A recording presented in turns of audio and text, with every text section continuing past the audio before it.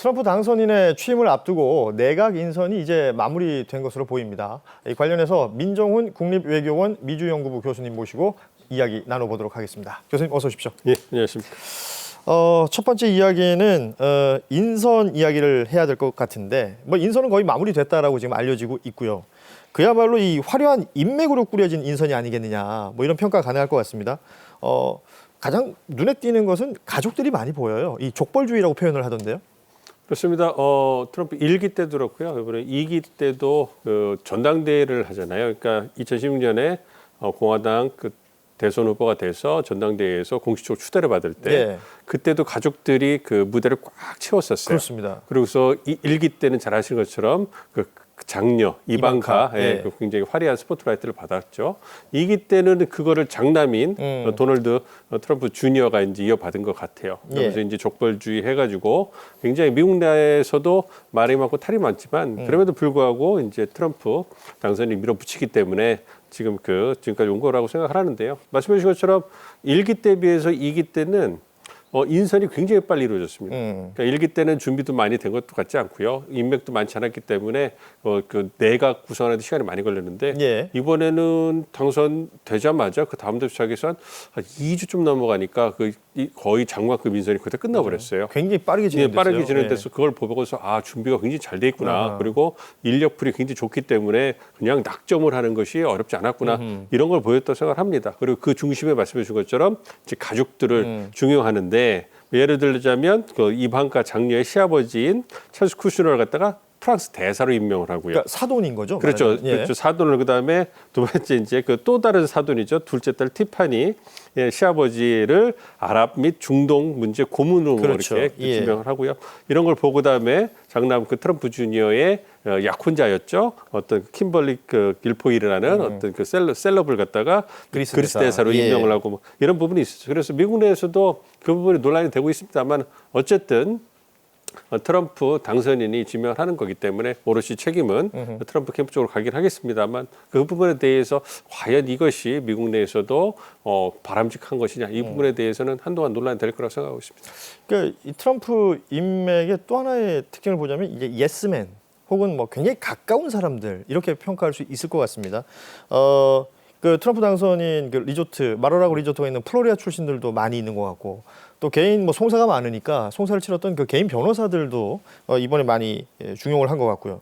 그러다 보니까 이제 가깝기는 하고 그리고 트럼프의 의중을 아는 사람들이 예스맨이 되다 보니까 이 자질이 있는 사람들이냐 이런 평가들도 하잖아요.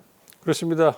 말씀해 주신 것처럼 충성도가 높은 사람들, 그러니까 플로리다 출신들, 그다음에 팍스 뉴스라든지 언론기 출신들, 재계 출신들이 그렇죠. 예. 포지를 한 거죠. 그러니까 1기 때 이러한 요인이 고려된 걸 보면 1기 행정부 때 트럼프 대통령이 굉장히 외로웠다. 뭐 이런 평가가 나오는 거죠. 뭔가 정책을 하고 싶은데 주위 어른들의 축이라고 그래가지고 장성들이라든지 또 워싱턴의 어떤 그 오래된 그런 정계 재계인사들이 자꾸 노를 하니까 자신이 하고 싶은 걸 못했던 거예요. 그래서 그 부분에 대해 불만이 굉장히 팽배했기 때문에 이번에는 예스맨들로 채웠고 그리고 1기 행정부가 끝난 다음에 한 4년 동안을 이제 그 와신 상담을 했지 않았습니까? 예. 그게 플로리다에 계셨단 말이에요. 그러니까 다 자연스럽게 플로리다 그 마라라고 그 리조트가 어떻게 보면 모든 논의를 할 수 있는 그러한 기지가 된 거죠. 일종의 캠프 역할을 한 거군요. 그렇죠. 그래서 우리가 그 섀도우 캐비넷을 해가지고 이제 야당일 때 뭔가 준비하는 이런 역할을 한 거죠. 그렇기 때문에 자연스럽게 플로리다 출신인 마크 루비오 국무부 장관 후보자라든지 마이크 왈츠 이제 그렇죠. 뭐 보좌관 지명자 이런 분들이 자연스럽게 이제 소통을 많이 하면서 측근으로 이제 부상을 한 것 같고요. 이와 더불어서 언론에 대해서 굉장히 관심이 많으시잖아요. 그래서 그렇죠. 친 트럼프 성향을 보여주는 팍스 뉴스와 관련된 뭐 언론 종사자라든지 출연자들 이런 분들이 많이 지명이 됐습니다. 그래서 이런 부분을 고려해봤을 때 트럼프 2기 행정부에서의 어떤 내각의 충성도가 굉장히 센 거예요. 그렇기 때문에 아무래도 1기에 비해서 트럼프 대통령이 원하는 방향으로 굉장히 정책이 강력하고 빠르게 추진될 가능성이 있다 생각합니다. 저는 이 방송하는 사람이다 보니까 그 피터 헤그세스 이번에 국방부 장관 후보자가 됐잖아요. 폭스뉴스 앵커였단 말이죠. 그러니까 전문성 이런 것들 얘기를 하는데 그 뭐 장교 출신이었다고 합니다만 굉장히 특이한 인선이면 틀림이 없는 것 같아요. 굉장히 이례적인 거죠. 그 말씀해 주신 그 지명자가 이제 소령 출신이라는 예. 거예요. 그 장성도 아니고 국방부라는 건 우리도 그렇고 미국도 그렇고 거의 4성은 돼야지 이제 국방부 장관 후보자로 거론이 되는데 소령 출신이 갔다는 것 자체는 그 어떤 그 국방부 내 영향력이 얼마나 그렇죠. 미칠 수 있냐 이 부분에 논란이 있고 그리고 군에 대해서 얼마나 전문성을 갖고 있냐 이 부분에 대해서 논란이 될 수밖에 없기 때문에 상당히 미국 내에서도 따가운 눈초리를 받고 있는데 그럼에도 불구하고 트럼프 당선 이후로 밀어붙이고 있고 한편으로 보면 그만큼 뭐 개인의 자질은 필요 없는 그런 인선일 수도 있다. 즉 트럼프가 원하는 대로 따라가 주면 되는 이런 인물이 중요하다. 이렇게 볼 수도 있고요. 특히 국방부 같은 경우에는 트럼프 당선이 굉장히 따가운 눈초리를 보고 있어요. 왜냐하면 뭐 진보주의자, 마르크스주의자, 공산주의들이 있어가지고 그 국방부를 갖다가 그 훼손시키고 있기 때문에 그런 인사를 개혁해야 되고 그러려면은 군과 어떤 연관성이 적은 인물이 들어가야지 아웃사이더가 들어가야지. 오히려. 네, 그렇죠. 칼을 휘두를 수가 있기 때문에 그런 거라도 있는 거 아닌가 생각하고 있습니다. 어찌 보면 트럼프 당선인의 입김이 더 직접적으로 닿을 수 있는 그런 그렇죠. 구조를 만들고 있다라고도 볼 수가 있겠군요. 또 하나 인선의 특징을 보자면 부자예요, 부자. 일론 머스크로 대변되는 이 굉장히 억만장자들이 또 많이 이 주변에 지금 함께 모이고 있습니다. 그렇습니다. 그 재계 인사들이 그 포진이 되는 거죠. 그리고 이번 그 대선 기간 동안에 어떤 그 억만장자들이 많은 선거 자금을 갖다 후원해주지 그렇죠. 않았습니까? 그 돈이 없었으면 잘 아시는 것처럼 트럼프 당선인이 사법리스크 때문에 많은 돈을 갖다가 썼으니까. 써야 됐었고 그래서 또 다른 돈이 필요했는데 그 부분을 채워준 분들에게 어떻게 본다면 이제 그 혜택을 주고 있는 이런 부분인 거거든요. 예. 그런 부분도 있고요. 어쨌든 CEO 출신들이 많다는 건 그분들은 회사를 경영해 보셨기 때문에 경영 능력은 검증된 분들이다. 이런 부분이 있고 특히 뭐 그런 부분들이 이제 그 재무부나 상무부, 어떤 에너지부 이런 부분에 들어가서 트럼프 대통령과 코드가 맞잖아요. 예. 친기업 성향, 그다음에 화석연료 중시 이런 부분이 있기 때문에 트럼프 대통령의 의중을 잘 알아가지고 트럼프 대통령이 원하는 방향으로 경제 통상 정책을 이끌어갈 거기 때문에 그런 부분에서 포진됐다고 할 수 있는데 아무래도 트럼프 그 당선인 같은 경우 미국 우선주의, 포퓰리즘에서 대중영업주의를 하고 있는데 억만장자들이 포진돼 있으니까 뭔가 상충되는 부분이 있죠. 그리고 그렇죠. 그러한 CEO들이 어떤 그 재무부, 상무부라든지 어떤 이해 충돌이 일어날 수 있는 부처의 어떤 수장으로 가기 때문에 이 부분에서도 미국 내에서 많은 우려가 되는 게 사실입니다. 사실 뭐 어떤 잡음이 나올지 모르겠습니다만 그게 워낙 유명한 사람들이다 보니까 또 눈길을 사로잡는 또 효과는 있었던 것 같고요. 이렇게 이색 인맥으로 꾸려져 있는 행정부가 오는 20일이 되면 주요 행정 명령들을 시행하게 됩니다. 그러니까 첫 번째 분야로 통상 외교 분야부터 살펴볼 텐데 뭐 많이들 들어보셨을 거예요. 보편 관세를 인정사정 없이 부과하겠다 뭐 이런 얘기를 했단 말이에요. 그럼 교수님께서 이 보편 관세는 과연 뭔지 그리고 이게 부과가 된다는 것은 어떤 의도를 가진 것인지 좀 설명을 해주시면 좋겠습니다. 그러니까 관세라는 거는 그 한 국가가 수입하는 물품에 대해서 부과하는 세금이잖아요. 예. 그래서 이제 그 세금 부과할 때 아무래도 차등적으로 그러니까 특정 품목에 따라서 어떤 상황을 고려해서 차등적으로 지급하는 것이 일반적인데 보편 관세라는 것은 한 국가가 수입하는 모든 수입품에 대해서 똑같은 동일한 관세를 갖다가 지금 그 부과하는 거예요. 같은 세율로. 그렇습니다. 예. 유니버설 그래서 베이스라인 테리프라고 하는데 이게 왜 그 의미가 있냐면 이게 그 지금 미국이 기본적으로 그 연방법에 의해서 정해낸 그 관세율이 3.3% 정도가 돼요. 근데 트럼프 후보가 이번 재선 그 캠페인에 나와가지고 최소 10%, 중국 15% 얘기도 하고요. 60%뭐 이렇게 예. 그다음에 그 당선인 이후에는 캐나다, 멕시코는 25%막 이런 그렇죠. 얘기를 하잖아요. 그러니까 해당 국가로서 수입하는 모든 수입품에 대해서 동일한 그 관세를 매긴다고 하니까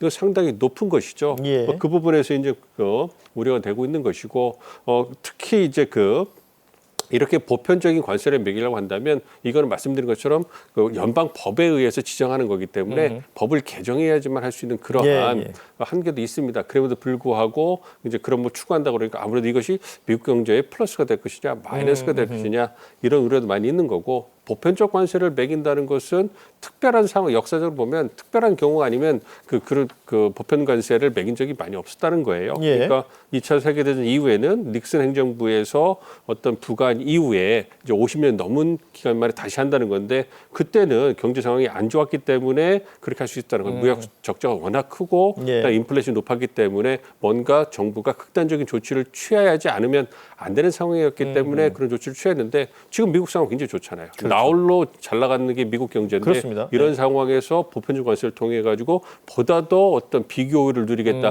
이런 주장을 하고 있기 때문에 미국 내외에서 많은 우려와 어떤 걱정 목소리가 있는 게 사실입니다.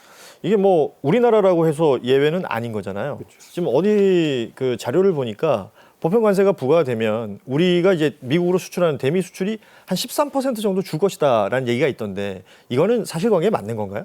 그렇죠.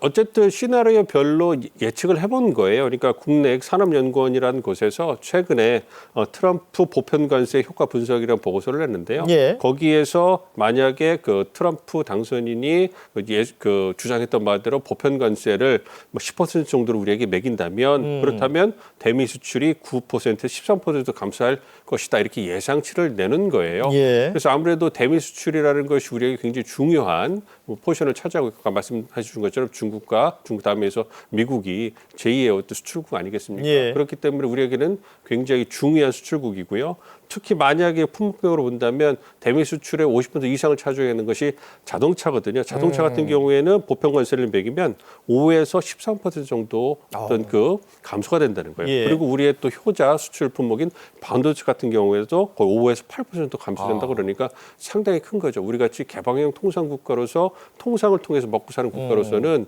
이런 주요 수입국, 수출국에서 이러한 관세가 부과된 것은 굉장히 우려되고 있기 때문에 과연 이러한 또 폭탄을 어떻게 피할 수 있을 것이냐 우리가 좀 노력하고 있는 거죠. 그리고 보편적 관세를 부과하는 데서 우리 예외가 될 수 있을 되기 위해서 노력을 해야 되는 거고 외교적 노력을 해야 되는 거고요. 이와 더불어서 트럼프 당선인이 포인트를 맞추고 있는 것이 어떤 대미 무역 흑자가 큰 국가들에 대해서 좀 초점을 그렇죠. 맞추고 있거든요. 예. 그런데 우리가 2024년 같은 경우에 500억 달러 이상 수출을 흑자가 했거든요. 예, 물론 들어가면 좀 안타까운 부분도 있긴 합니다만 그럼에도 불구하고 늘었기 때문에 아무래도 트럼프 당선이 레이더에 걸릴 수 있기 때문에 그런 부분에서 어떻게 하면 우리가 흑자를 줄여나갈 수 있을 것이냐 그러면서도 우리의 이익을 담보할 것이냐 그래서 에너지 수입을 늘리는 것을 좀 고려하고 있다 이런 얘기도 많이 나오는 상황입니다. 사실은 뭐 또 주고받는 것이 있어야 될 것이기 때문에 고민이 깊어질 것으로 보입니다. 자, 이번에 다룰 트럼프 정부 취임 예상 주요 행정명령 두 번째 분야는 이민 분야인데요. 그러니까 미국 역사상 최대 규모의 불법 이민자 이 추방 작전이 진행이 될 것이다. 뭐 이런 얘기가 나오더라고요. 그렇습니다. 그래서 트럼프 대통령의 어떤 미국 우선주의를 보면 두 가지 축이 이민과 통상이에요. 그러니까 강경한 이민 규제 정책을 통해 가지고 미국 노동자에게 우선적으로 양질 일자를 부과해 주는 거예요. 그래서 미국 노동자와 국민들의 삶을 윤택하게 해주는 거고 이거 통상 부분에서 말씀드린 것처럼 미국 우선 통상 정책을 통해 가지고 관세 부과라든지 어떤 미국 산업과 노동자에게 우호적인 통상 환경을 만들어주는 거예요. 그걸 통해 가지고 미국의 부를 담보하는 이러한 정책적인 지향점을 갖고 있기 때문에 이민은 굉장히 중요하게 1기 때도 그렇고 2기 때도 다루어질 거로 좀 생각을 하고 있습니다. 그래서 말씀해 주신 것처럼 미국 역사상 최대의 추방이 트럼프 2기가 출범하자마자 이루어질 것이다. 이렇게 예상을 하고 있는데 어느 정도는 현실화될 가능성이 있습니다. 그렇기 때문에 많은 우려가 되고 있죠. 워낙에 이제 트럼프가 이민 정책에 대해서는 강경하잖아요. 그러다 보니까 반대하는 목소리들도 굉장히 큽니다.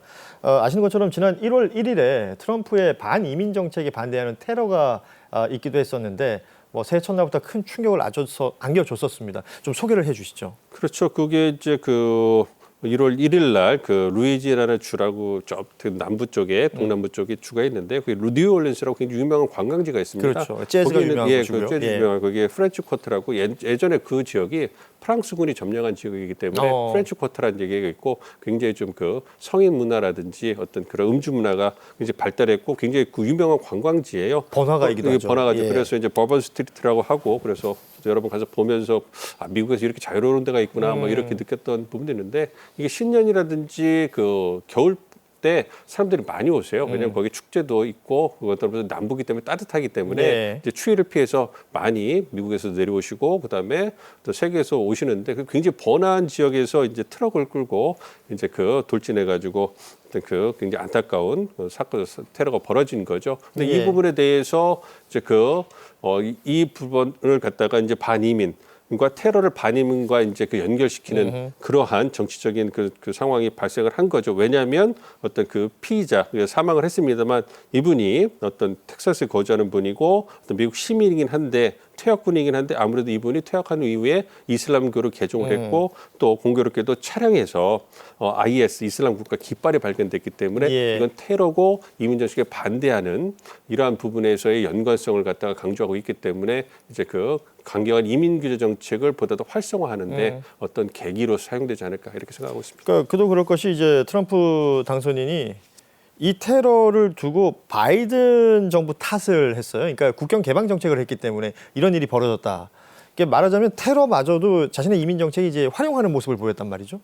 그렇습니다. 그러니까 트럼프 일기 때는 실제로 그 미국으로 건너 들어오는 유입되는 불법 인재 수가 줄었어요. 예. 그런데 이제 그 바이든 행정 들어오면서 이제 이민 정책을 좀 바꿨기 때문에 아무래도 미국으로 이제 넘어오려고 하는 이민자 수가 많아졌고 그렇기 때문에 미국 남부 국경이 굉장히 혼란해진 게 사실입니다. 네. 그래서 남부 주에 있는 주지사라든지 주민들이 굉장히 불만의 목소리를 터뜨렸고 이런 부분을 트럼프 후보가 다시 또 잘 정치로 활용해가지고 당선되는데 많은 그 효과를 봤거든요. 예. 그렇기 때문에 이번에 일어난 사건도 바이든 행정부에서 이민 정책, 국경제, 남북 국경 정책을 잘못했기 때문에 벌어진 일이다. 왜냐하면 불법 이민자들이 들어오지 않았으면 그러한 이슬람 문화라든지 뭔가 우리 미국에서 자생하지 않는 그러한 테러 문화 이런 부분은 들어오지 않았을 건데 뭐 국경 정책을 잘못했기 때문에 예. 그런 게 유입이 됐고 미국 국민들이 피해를 봤다 이렇게 주장을 하고 있고 그래서 책임은 오롯이 바이든 행정부에 있는 것이다 이렇게 주장하는데요. 그것이 어느 정도 설득력 있게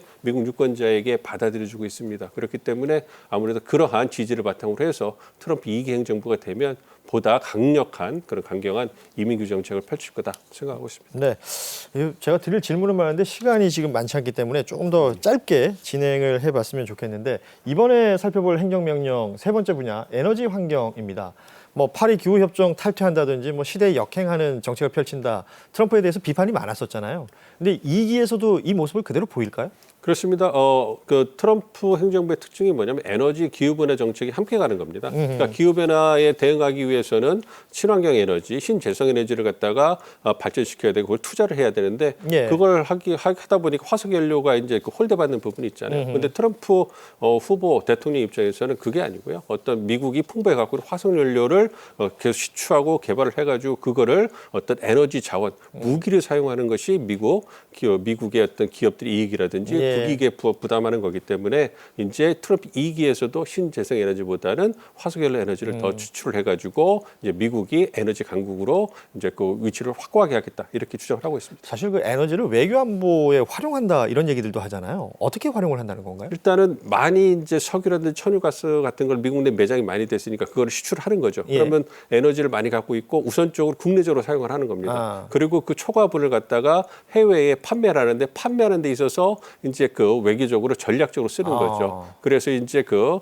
유럽 국가들 같은 경우에는 러시아 의존도가 크잖아요. 가스 같은 부분. 그렇죠. 그러니까 어떤 그 미국이 러시아를 대체해 가지고 유럽에 가스를 공급해 주는데 그냥 공급해 주는 게 아니라 이제 그 요구 조건을 다는 거죠. 이런 식으로 한다는데 그 중동에서는 이란 같은 국가에 대해서 미국 트럼프 행정이 굉장히 적대적인데 예. 어떤 그 미국이 산유국이 돼 가지고 수입을 못하게 막고서 미국산 에너지를 대체를 한다면 그렇다면 중동에서 영향을 확대하는 그런 외교적 수단으로 사용할 수 있는 거잖아요. 그렇게 되는군요. 예.